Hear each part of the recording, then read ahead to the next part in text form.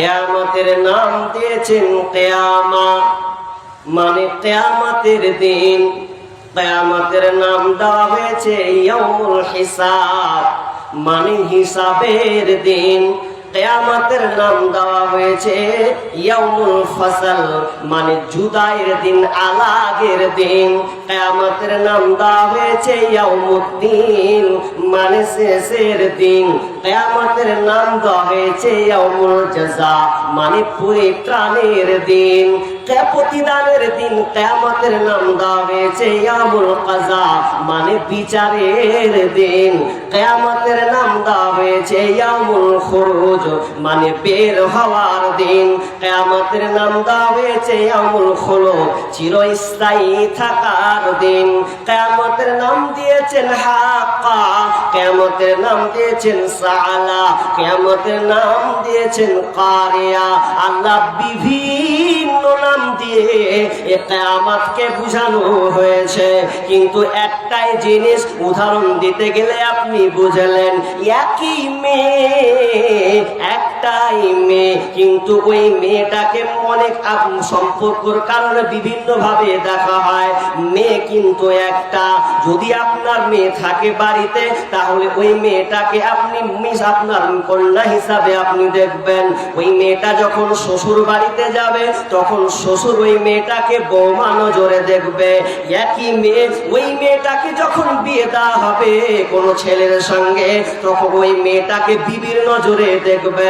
একই মেয়ে, ওই মেয়েটার পেট থেকে যে সন্তান আসবে, ওই সন্তানটা দেখবে মায়ের নজরে, ভাই দেখবে বোনের নজরে।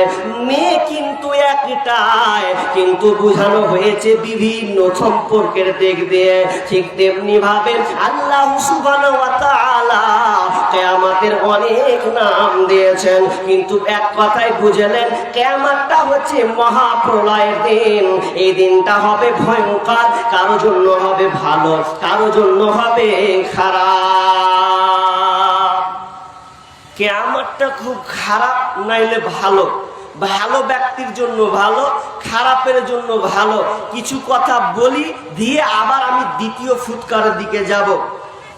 প্রথম ফুৎকার হবে, সব কিছু শেষ হয়ে যাবে, একটু টাচ দি, একটু। আল্লাহ বলেন বিসমিল্লাহির রহমানির রহিম, ونفخ في الصور فصعق من في السماوات ومن في الأرض إلا من شاء الله ثم نفخ فيه أخرى فإذا هم قيام ينظرون।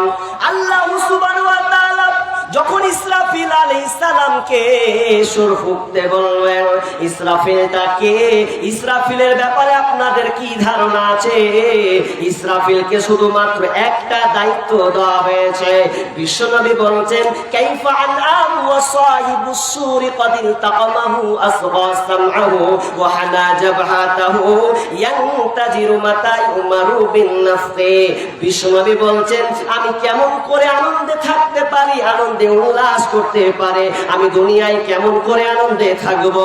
অথচ ইসরাফিল আলাইহিস সালামকে যেদিন থেকে ফাঁসি ফুৎকার অর্থাৎ সিংগায় ফুৎকার দেওয়ার দায়িত্ব দেওয়া হয়েছে, সেদিন থেকে সে প্রতীক্ষমান হয়ে আছে, কখন জানি আল্লাহ আমাকে অর্ডার করবেন। আর অর্ডার যেমনই করা হবে রে, সঙ্গে সঙ্গে পৃথিবী যেন ধ্বংস শুরু হয়ে যাবে, পৃথিবী তোড়ফড় হয়ে যাবে। সাহাবীরা বলছেন, ইয়া রাসূলুল্লাহি ওয়া মা তা'মুরুনা, আপনি কি আমাদের কি উপদেশ দিচ্ছেন এ ব্যাপারে?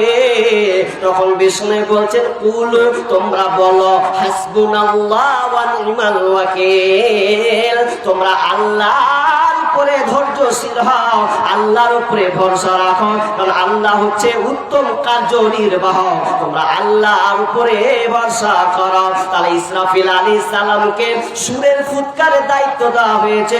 আল্লাহ প্রথমে যখন ফুৎকারের দায়িত্ব দিবেন, তো পৃথিবীতে যা আছে সবাই বেহুশ হয়ে যাবে, ওয়ানুফিকা ফিস-সূরি ফাসাইকা মান ফিস-সামাওয়াতি ওয়াল আরদি, যখন সিংহায় ফুৎকার দেওয়া হবে তখন দুনিয়ার পৃথিবীর বুকে যা কিছু আছে সব ভেঙে খান খান হয়ে যাবে, সবাই এক কথায় বেহুশ হয়ে যাবে, কিছু আর থাকবে না। এক কথায় আল্লাহ বলছেন কুল্লু মান আলাইহা ফান ওয়া ইয়াবকা ওয়াজহু রাব্বিকা যুল জালালি ওয়াল ইকরাম। আল্লাহ ছাড়া, আল্লাহর মহিমান্বিত চেহারা ছাড়া পৃথিবীতে আর কিছু থাকবে না, সব ফানা হয়ে যাবে একমাত্র আল্লাহ ছাড়া।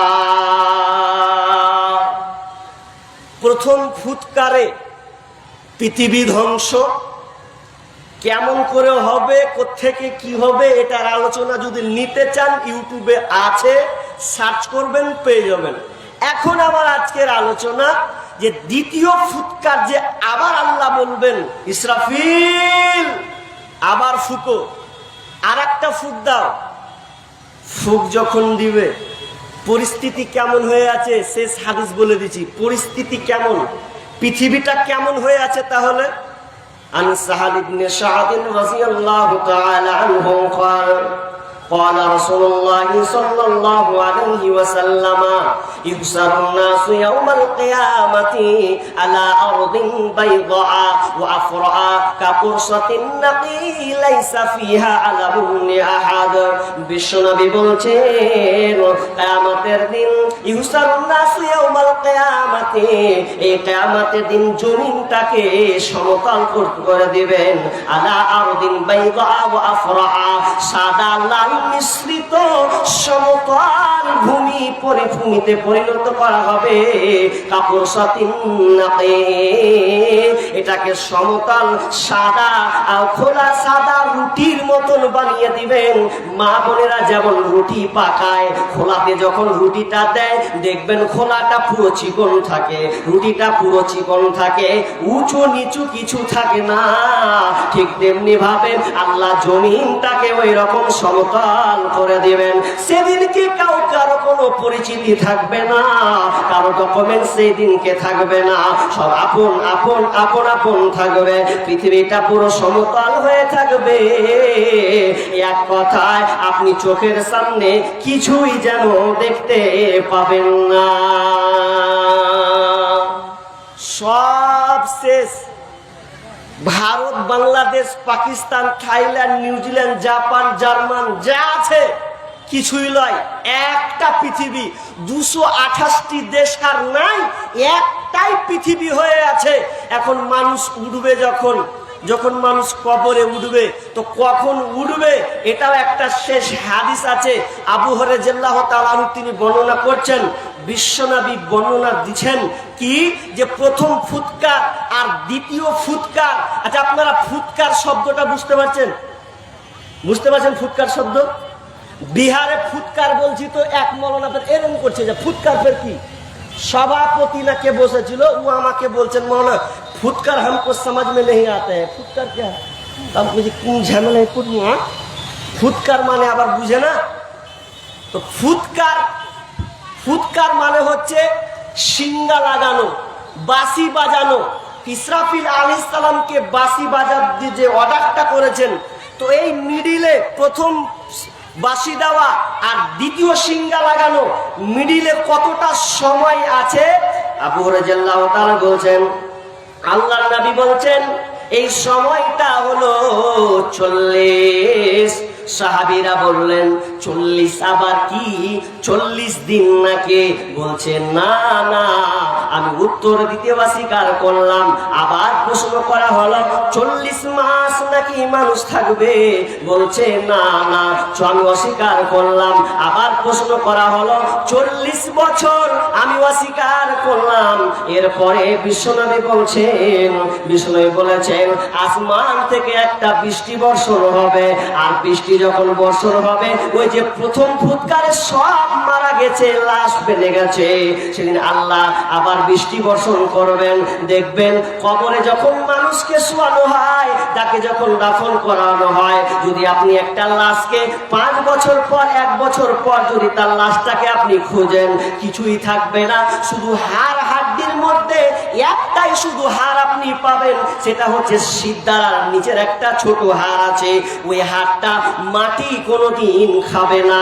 আল্লাহ বৃষ্টি বর্ষণ করবেন তো ওই ছোট একটা অংশ যে হাড়টা আছে, ওই হাড়টা আবার নতুন করে গজানো শুরু করবে, আবার মানুষ গঠন তৈরি হবে। আর যখনই গঠন তৈরি হবে তখন আবার পুনরুত্থান হবে, তো কিয়ামতের মাঠে তারা দৌড়বে। এবার চলেন, দৌড়বে, উঠবে। কেমন করে উঠবে? আল্লাহ কি হুঙ্কার দিবে? আল্লাহ বলবেন আবার ফুটটা দাও।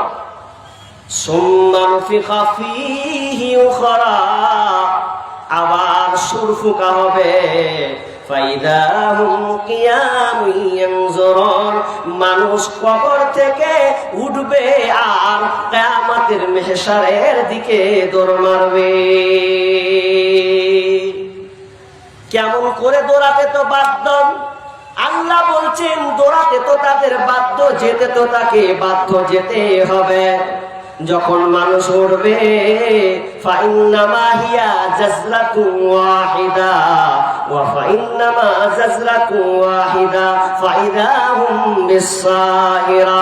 আল্লাহ এমন একটা ভয়ঙ্কর আওয়াজ করবেন, এমন একটা আওয়াজ হবে যেই আওয়াজের মাধ্যমে মানুষ সবাই যেন হাঁটবে ময়দানে, কিয়ামতের ময়দানে যেন তারা হাঁটতে শুরু করবে। ইয়াউমা নাহসুরুহুম জামিআ, সবকে একত্রিত করা হবে। ওয়া মা হুম আনহা বিগাইবিন, সেদিন কিয়ামতের মাঠে সবাই যেন দৌড়াদৌড়ি করবে। বিগাইবিন মানে এখানে মুরাদ বুঝাতে চেয়েছেন একটাও কেউ বেহাজিরি হবে না। আজকে জালসা হয়েছে আপনার কি নাম এই গ্রামে, এবার জালসাটা যখন হলো 100-তে 100 মানুষ এলান করা হয়েছে। আপনার বাই গ্রামে যদি 100টা ঘর হয়, 500 ঘর হয়, 500টা ঘরের মানুষ কিন্তু এখানে হাজিরা দেয়নি, কিছুটা মানুষ হাজিরা দিয়েছে। কেউ মানুষ বাজারে আছেন, কেউ আপনার কিনা দোকানে আছে, কেউ বাড়িতে শুয়ে আছে। কিন্তু যখন কিয়ামতের মাঠ যাবে তখন কেউ বেহাজিরি হবে না, সেদিনকে সবাই যেন দৌড়বে। আল্লাহ বলছেন আমার এটা একটা চ্যালেঞ্জ, সেদিনকে কেউ বলবে না আমি যাব না। সেদিনকে সবাইকে ওই কিয়ামতের ময়দানে হাজিরি দেওয়া লাগবে। সবাই হাজির হবে। এখন উঠার ক্যাপাসিটিটা কেমন হবে এটা দেখেন। উঠার ক্যাপাসিটি, কবর থেকে যখন মানুষ উঠবে 3 ধরনের ক্যাটালগ হবে। কবর থেকে মানুষ যখন উঠবে 3 ধরনের ক্যাটালগ হবে বন্ধুরা। এক শ্রেণীর মানুষ ভয়স্ফীত সন্তুষ্ট, এক শ্রেণীর মানুষ জান্নাত পাওয়ার আশায়, এক দল মানুষ তারা ভয়ভীত সন্তুষ্টর মধ্যে থাকবে। কিন্তু ওখানে 3 ধরনের মানুষকে যেন দাঁড়ানো উঠানো হবে, তারা চলতে থাকবে। এক শ্রেণীর মানুষ তারা হেঁটে হেঁটে সিরিয়ার দিকে তারা যাবে, যেখানে কিয়ামতের মাঠ হবে সেই দিকে তারা চলতে থাকবে। এক শ্রেণীর মানুষ যারা কবর থেকে উঠবে তারা হেঁটে যাবে না, তারা উঠে করে সওয়ারি করে যাবে। ওই উঠে কেউ 2 জন ধরবে, 3 জন ধরবে, 10 জন পর্যন্ত ধরবে আর যাবে। শুধু তাই নয়, আবার কিছু মানুষকে আল্লাহ ওয়া নাহসুরুহুম ইয়াউমাল কিয়ামাতি আলা উজুহিহিম, সূরা বানী ইসরাঈল আল্লাহ সুবহানাহু ওয়া তাআলা বলেন কিছু মানুষকে উল্টো করে মুখের ভরে চালানো হবে। সেদিন পা দিয়ে কিন্তু যেতে পারবে না, হাত দিয়েও নয়। যাবে কোন দিক দিয়ে? তো মুখের ভর করে তাকে যেতে হবে। কারণ সে সেই ধরনের লোক, যে যেমন ধরনের লোক হবে তাকে মুখ দিয়ে সেদিনকে চলতে হবে। আনাস রাদিয়াল্লাহু তাআলা তিনি বর্ণনা করছেন, একজন সাহাবী এসে বলছেন ইয়া রাসূলুল্লাহ এটা কি করে সম্ভব? সেদিন মানুষ মুখের মাধ্যমে কেমন করে হাঁটবে, এটা কি সম্ভব? আল্লাহ রাসূল বললেন ও সাহাবী রে, যে আল্লাহ তোমাকে পায়ে হাঁটার ক্ষমতা দিয়েছে, সেদিনকে আল্লাহ ওই ব্যক্তিদেরকে মুখে হাঁটাবেন, মুখে চলাবেন, মুখের মাধ্যমে উল্টো করে তাকে সেদিন কিয়ামতের মাঠে হাজিরে দিতে হবে। এবার যখন চললো সব, আর একটা হাদিসে আছে, ওই হাদিসে যে একটা আগুন আসবে, ওই আগুনটা ধোঁয়াবিহীন, যার কোনো ধোঁয়া থাকবে না। ওই আগুনটা মানুষদেরকে তাড়া করবে, তাড়া করতে করতে ওরা যেখানে ঘুমন্ত তো ওখানে আগুন দাঁড়িয়ে গেল, ওরা যেখানে আটকাবে আগুনও আটকাবে, কিন্তু ওদেরকে তাড়তে তাড়তে একদম ঠেলতে ঠেলতে কিয়ামতের ময়দানে হাজিরি করবে। ভাইরা আমার, তাহলে ভয়ঙ্কর পরিস্থিতি কতটা যে ভয়ঙ্কর হবে আপনাকে আমি বুঝাতে সক্ষম নই, তবে আপনি ইমানদার মানুষ, আপনাকে বুঝাবো, অনুশোচনা করতে হবে। কিছু থিওরি দিলে আপনি ঠিক বুঝে নেবেন যে কতটা ভয়ঙ্কর। কিয়ামতের মাঠ 50,000 বছর, কিয়ামতের মাঠ 50,000 বছর হবে একটা দিন। 50,000 বছর একটা দিন হবে। কি কেমাকার না হবে, কি অবস্থা যে হবে আল্লাহ আল্লাহ বলার কথা নয়। এমন অবস্থা হবে, মাথার উপরে সূর্যটাকে নিয়ে আসা হবে, সূর্যকে মাথার উপরে নিয়ে আসা হবে। ইয়ারাকুন নাসু ইয়াউমাল কিয়ামাতি, ইয়ারাকুন নাসু ইয়াউমাল কিয়ামাতি, কিয়ামতের দিন সূর্যটাকে নিকটবর্তী করে দেওয়া হবে, খুব কাছাকাছি করে দেওয়া হবে। এতটা কাছাকাছি করে দেওয়া হবে যে মানুষ যেন ঘামতে থাকবে, মানুষ ঘামতে থাকবে। কতটা ঘামবে? 70 হাত পর্যন্ত ঘামটা যেন ছিটকে যাবে, 70 হাত পর্যন্ত ঘামটা যেন ছড়বে। এতটা মানুষ ঘামবে, মাথার উপরে সূর্য। আপনার কি মনে হয় মাথার উপরে সূর্যটা আসবে? 1 মাইল উপরে যেন সূর্যটাকে করা হবে। বন্ধুরে আমার, কথাটা ভালো করে কান লাগান। আপনি দুনিয়াতে এখন বসবাস করছেন, আপনি কিনা রোদের সময়, রোদের তাপরে, প্রখর রোদ যখন হয় আপনি ঘর থেকে বের হতে পারলেন না, কিন্তু সূর্যটা তো মাথার উপরে নয়, কতটা উপরে আছে? বিজ্ঞানীরা বলছেন এই সূর্যটা আছে 9 কোটি 30 লক্ষ মাইল দূর। 9 কোটি 30 লক্ষ মাইল দূর থেকে এই সূর্যের তাপ আপনি গ্রহণ করছেন। 9 কোটিটা কত উপরে এবার বুঝলেন? এরপরেও লাইন পালিয়ে গেলে আপনি ঘরে থাকতে পারেন না, গাছের তলায় গিয়ে একটু আরাম করেন, বাতাস করেন, গাছের হাওয়া খান। এতটা প্রখর রোদ, রাত হতে গেলে টিনের ঘর গরম হয়ে যায়, আপনি ঘুমাতে পারেন না, ঘুম আপনার হয় না। কেন কেন? তো সামান্য 47 ডিগ্রি সেলসিয়াস তাপমাত্রা আপনি সহ্য করতে পারেন না। এতটা তাপমাত্রা সামান্য 9 কোটি 30 লক্ষ মাইল দূর থেকে দিচ্ছে। কিন্তু বন্ধুরে, যেদিনকে কিয়ামতের মাঠ হবে, সেদিনকে সূর্যকে যখন মাথার উপরে নিয়ে আসা হবে, মিনাল খালক, অর্থাৎ সৃষ্টির কাছাকাছি করে দেওয়া হবে, সৃষ্টির কাছাকাছি। ইয়াকুলু তুন্নাস শামসু ইয়াউমাল কিয়ামাতি মিনাল খালক। বিশ্বনবী বলছেন সূর্যটাকে মাথার উপরে করে দেওয়া হবে, হাত্তা তাকুনা মিনহুম কামিকদার মিল, 1 মাইল উপরে করে দেওয়া হবে। কেউ কেউ বলেছেন 1 মাইল মানে আপনার কিনা সুরমাদানি সরাকা, যেটা বলা হয় সুরমাদানি হয়, যে সুরমাদানিতে আপনারা চোখে লাগান, এটা লাঠিটা, এর লাঠিটা হবে 1 থেকে 1.5 ইঞ্চি। এইরকম মাথার উপরে সূর্য থাকবে। সূর্যের তাপমাত্রা, টেম্পারেচার কত? বিজ্ঞানীরা বলছেন 1 কোটি 40 লক্ষ ডিগ্রি সেলসিয়াস। 1 কোটি 40 লক্ষ ডিগ্রি সেলসিয়াস তাপমাত্রা। আর আমরা দুনিয়াতে মাত্র 47, 48, 54 ইউনিট তাপমাত্রা সহ্য করে, তাপমাত্রা সেলসিয়াস তাপমাত্রা সহ্য করে। কিন্তু সেদিন 47, 48 নয়, সেদিনকে মাথার উপরে থাকবে এই সূর্যটা, এত তাপ দিবে বন্ধুরে যে বলার কথা নয়। মানুষ সেদিন ওই সূর্যের তাপে মানুষ ঘামতে থাকবে। ফামিনহুম মাইয়াকুনু ইলা কাবাইহি, কেউ কেউ আপনার ঘামটা হবে আপনার কিনা হাঁটু পর্যন্ত, টাকনু পর্যন্ত হয়ে যাবে। ওয়ামিনহুম মাইয়াকুনু ইলা রুকবাতাইহি, কারো কারো ঘাম হয়ে যাবে আপনার হাঁটু পর্যন্ত। ওয়ামিনহুম মাইয়াকুনু ইলা হাকওয়াইহি, কারো ঘাম হবে কোমর পর্যন্ত। করতে করতে ঘাম চলে যাবে মুখের লাগাম পর্যন্ত, কান পর্যন্ত। এতটা ঘাম হবে বন্ধুরে, আপনি পালাবার কোনো আপনার রাস্তা নাই। পায়ের যে আপনার তলাম, এই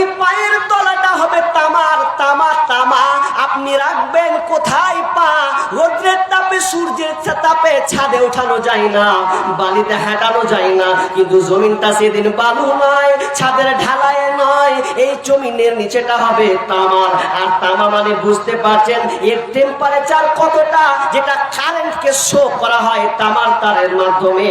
তো সে তারপর এই বিদ্যুতের গতি হচ্ছে 1,86,000 মাইল, 1,86,000, এতটা টেম্পারেচার আছে বন্ধ। কিন্তু সেদিনকে জমিনটা তামার হয়ে যাবে। অবস্থা খারাপ, এত অবস্থা খারাপ হবে যে আপনার শরীরটা পুরো উলঙ্গ থাকবে, শরীরটা পুরো নাঙ্গা অবস্থায় থাকবে, পরনে আপনার কাপড় থাকবে না।